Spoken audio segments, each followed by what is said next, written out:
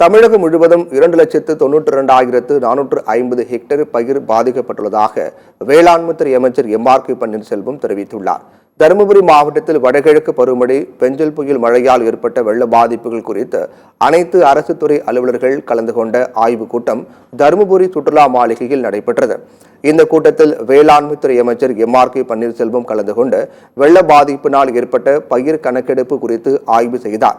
பின்னர் பேசிய அமைச்சர் எம்.ஆர்.கே. பன்னீர்செல்வம், தருமபுரி மாவட்டத்தில் மழை வெள்ளத்தால் அதிக பாதிப்பு இல்லை என்றும், தருமபுரியில் முதல் முறையாக அரூர் பகுதியில் 50 சென்டிமீட்டர் மழை பெய்ததால் இடர்பாடுகள் ஏற்பட்டதாக தெரிவித்தார்.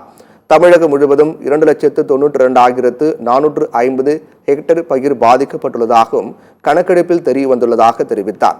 தருமபுரி மாவட்டத்தில் மட்டும் மரவள்ளி கிழங்கு சாகுபடி 2013 ஹெக்டேர் அளவிற்கு பாதிப்பு ஏற்பட்டுள்ளது முதற்கட்ட தகவலில் தெரியவந்துள்ளதாகவும் அமைச்சர் எம்.ஆர்.கே. பன்னீர்செல்வம் தெரிவித்தார். தமிழகம் முழுவதும் 2,92,450 ஹெக்டேர் அளவிற்கு நீரியல் மூழ்கிற கணக்கு வந்திருக்கின்றது. தருமபுரியில் மட்டும் மரவள்ளியை மட்டும் 2013 ஹெக்டேர் அளவிற்கு பாதிப்பு என்று முதல் கட்டமாக நடவடிக்கை எடுக்கப்பட்டிருக்கிறது.